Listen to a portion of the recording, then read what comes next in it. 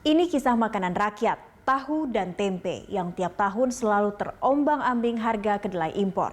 Janji mulia swasembada kedelai yang telah digaungkan Presiden Joko Widodo sejak 2014 masih sekedar janji.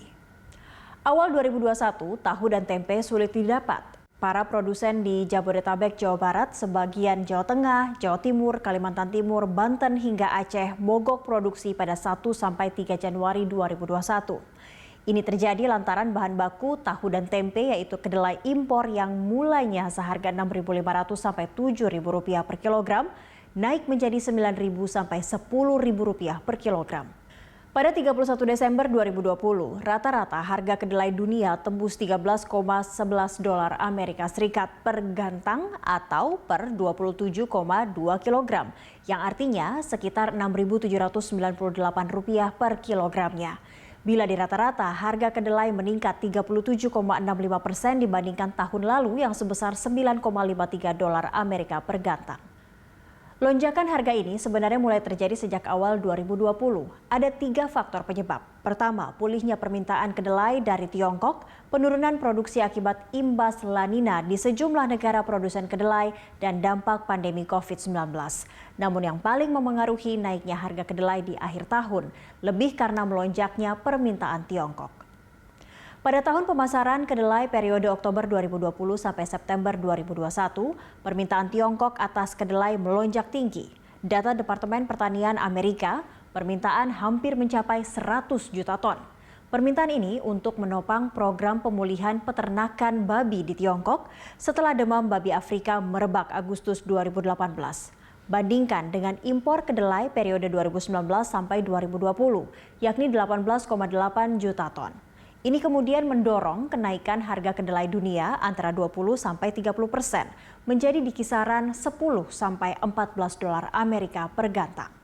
Pengaruh Tiongkok terhadap harga kedelai dunia tinggi lantaran Tiongkok berkontribusi sekitar 60% dari total konsumsi kedelai dunia yang sebanyak 347 juta ton pada 2018 sampai 2020. Pembelian kedelai pada periode tahun pemasaran 2019 sampai 2020 kemudian berlanjut hingga ke 2021, merupakan bagian dari realisasi komitmen perdagangan Tiongkok Amerika fase pertama, yaitu pembelian barang, energi, dan jasa senilai total $200 miliar Amerika dalam 2 tahun, termasuk komoditas pertanian Amerika senilai $80 miliar Amerika. Inilah upaya Tiongkok memperbaiki relasi dagang dengan Amerika di era Joe Biden. Dalam kurun 11 bulan tahun ini, total perdagangan Amerika Tiongkok diperkirakan 3,65 triliun yuan atau $558,4 miliar Amerika. Ini mendekati nilai perdagangan kedua negara sebelum perang dagang pada 2017 yang sebesar 3,95 triliun yuan.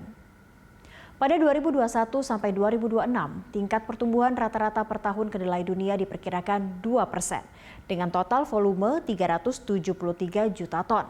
Impor kedelai Indonesia masih sangat jauh dari Tiongkok. Badan Pusat Statistik mencatat pada 2019 Indonesia mengimpor 2,67 juta ton kedelai. Sebanyak 2,51 juta tonnya berasal dari Amerika Serikat. Nah, sekitar 70% dari kedelai impor itu digunakan untuk bahan baku tempe, 25% untuk produksi tahu, dan sisanya produk lain. Adapun rata-rata kebutuhan kedelai di Indonesia sekitar 2,8 juta ton per tahun. Sementara produksi dalam negeri hanya 480 ribu ton atau sekitar 6,5% dari total konsumsi dalam negeri. Pada 2020, produksi diperkirakan hanya 420 ribu ton. Ini mengapa Indonesia sangat bergantung pada impor kedelai. Swasembada kedelai dicanangkan dari berbagai rezim termasuk pemerintahan Jokowi, namun belum terwujud hingga kini. Produksi kedelai nasional paling tinggi pada 1992 yakni 1,87 juta ton. Setelah itu jumlahnya terus merosot. Selama impor kedelai tak kunjung berkurang, gejolak harga kedelai dunia akan terus menghantui harga kedelai di Indonesia. Berikut potret ketergantungan impor kedelai di Indonesia.